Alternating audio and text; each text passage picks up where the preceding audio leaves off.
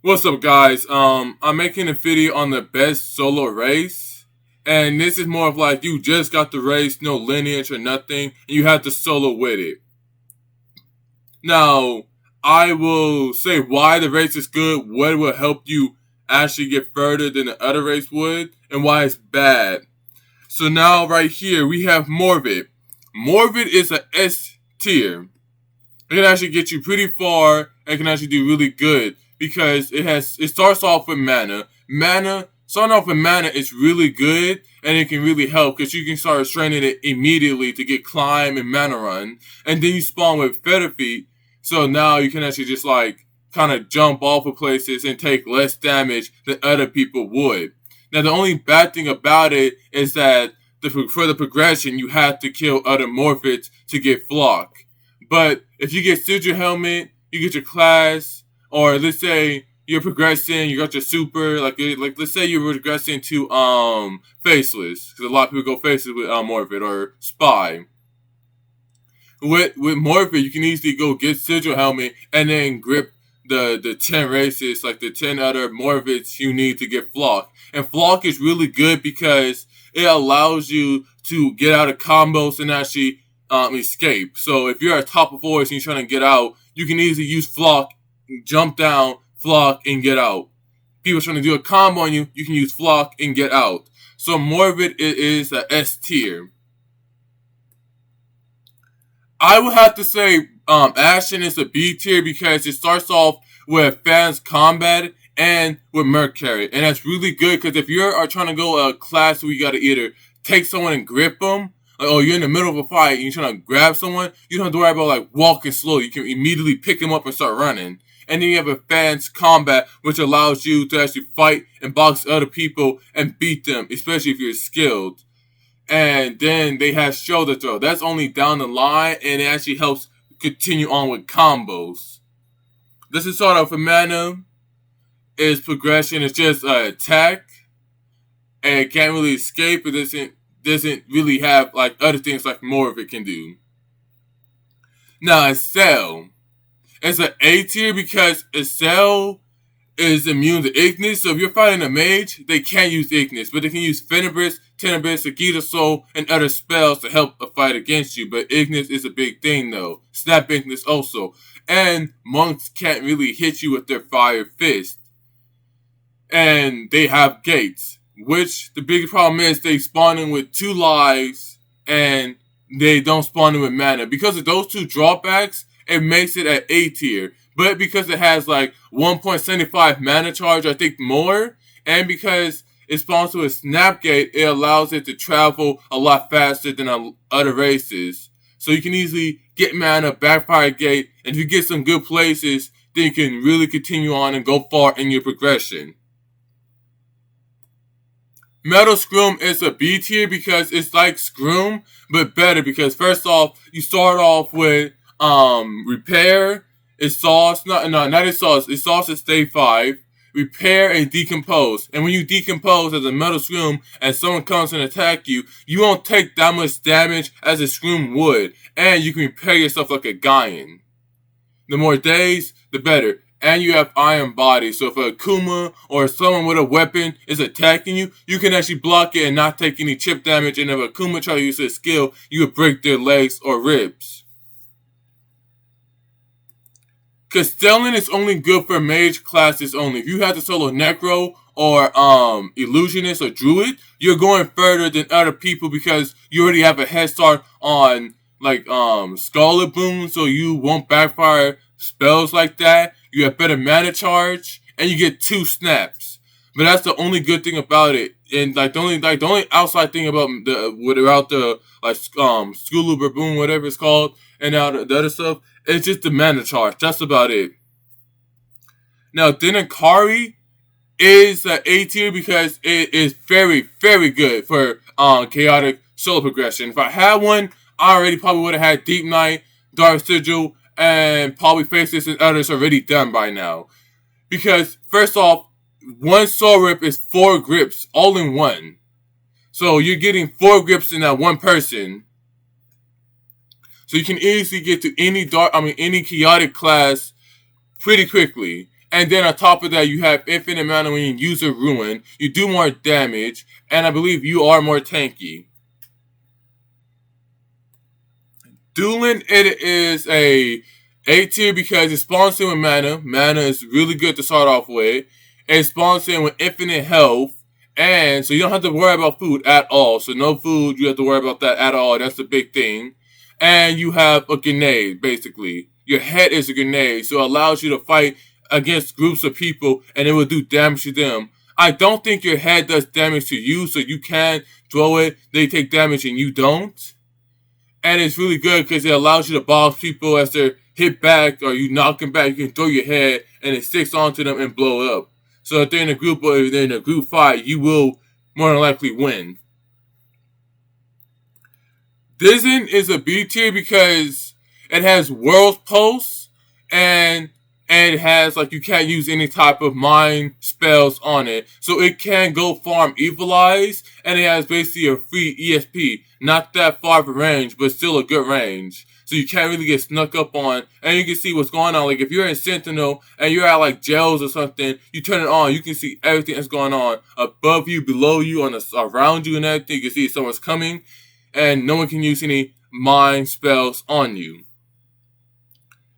Fisherman is only good because of the dodges. After the time they took away Vampire, that was it. The only good thing is just their dodges, and after the 4 dodges, they're kind of used. They're just raceless, and it's like people know not to use big attack damage on them until their dodges are gone. And because you can hear it now, people will know how much damage they are doing to you. You're basically Dizzin, but like freshly. Like, you start off with Dizzin's 4 dodges.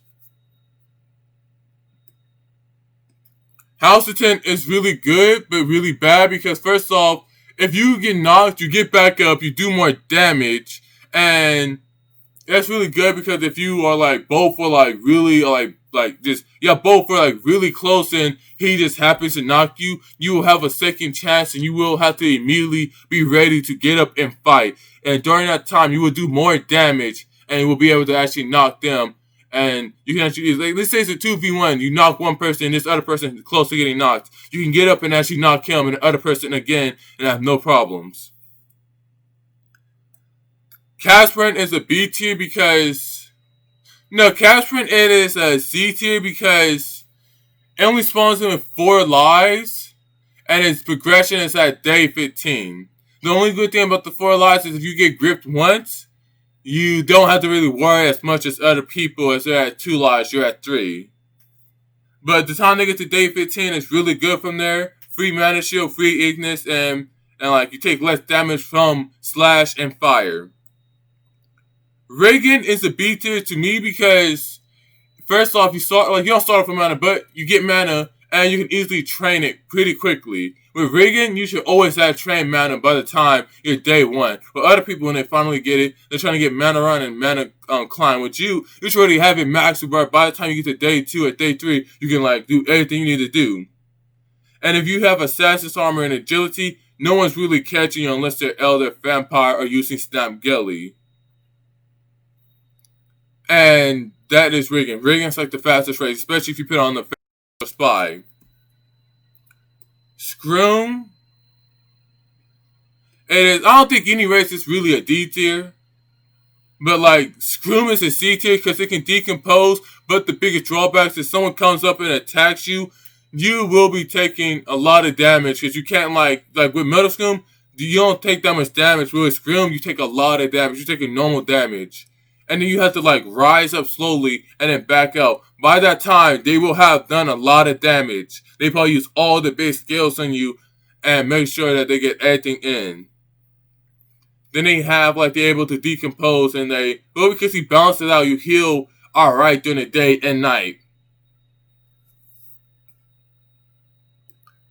Madrazen is basically raceless until it gets like to day 25 to where it can trinket shift. Shifting into people right now won't help you because everybody attacks everybody. Ultras will attack base classes, supers, or ultras.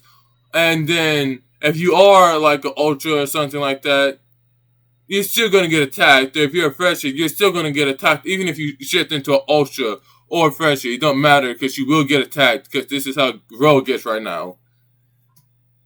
Now this is Greater Narvin. Greater Narvin is S tier because it can eat people and take what they have. You got Sigil Helmet, I'm gonna eat you and take it. Oh, you got Monk Stance, I'm gonna eat you and take it. Oh, you got this and that, I'm gonna eat and take it. And it doesn't have to worry about like losing it. It just eats and it keeps it. It gets health back. So not only if you get like Sigil Helmet by just eating someone, and there goes that whole problem with there. You just already have Sigil Helmet. You put it on and you can continue to do what you gotta do. You can get other skills. Like if you're trying to go Church Knight, or Deep Knight, you can easily take the skills of a Dragon Slayer or a Dragon Knight and have these skills also. Lesser Narvin is the A tier because it can copy skills and abilities. Like let's say you're going to Kuma, you can easily copy something like not real because they made it day 10. That won't really help, but like let's say you're going Deep Knight, you can easily copy Light Piercer and be able to use it in combat. So let's say you and another base class are fighting, you're winning. You and another super are fighting, you then more than likely can copy another super skill. Like if you go on Deep Knight, you can easily copy something like Spirit Crash. Not done a Spirit Crash, but like I forgot the Dragon Knight's move to where the wings I forgot what's it called, but you can copy another ability with Spear and have an advantage over them. Serif is an S tier because it spawns in with infinite mana. Infinite hunger, mana, tomeless, and gate. It's basically a cell. I don't know what else with race, but it's basically a cell but upgraded version. It doesn't have Snapgate, but it doesn't really matter too much since it has tomeless. Not only can you learn spells, you can actually get gates. You can actually win. Like if you die, you can easily go back to where you want to go. Oh, I die? Alright, here, let me go all the way over here and get this gate, or let me go all the way over here and get this and that. Yes, you'll be at 2 lives, but with Serif, I don't think that would be much of a problem. And then you have Fend. Fend, it is a B tier because it spawns in with mana, yes. It's good for orderly progression, yes. But because the only good thing it has is just like Tempest Soul. You need a lot of days for it to last longer. That's the only good thing about it. Like, I know one time when Drake tried to attack me, I Tempest Soul and hit him right back and I logged. Someone tries to spell on you, you can log. You can hit it back right at them. But it's like, that's the only good thing. So you can actually go something like Abyss Walker and use that to hit like classes back. Like classes like mages, like with the spells back at them. That's the only good thing. And with that, you can see that the top 3 best classes are Morbid, Greater Narvin, and Serif. A tier is a Cell, then a Kari, Doomlin, and Lesser Narvin. B tier is Ashton, Metal Scroom, Dizzin, Reagan, and fucking Fend. I'm sorry. You have for C tier, Castellan, Fisherman, Houseton, Casper, Scroom, and Meldrazen. This is all my opinion, and I haven't really got to play every race, of course, but I have seen them in action. I have seen videos of them. I have read things about them, and I have made sure to do my research before even talking. Now, I will be having a solo best class to solo. And what I mean by that is like, I guess Spy really good to solo, is Illusion is really good to solo. It's going to tell in detail on why this class is not the best to solo and why this class sucks to actually try to progress. Well, thank you guys for watching. Please like and sub, and see you guys next video.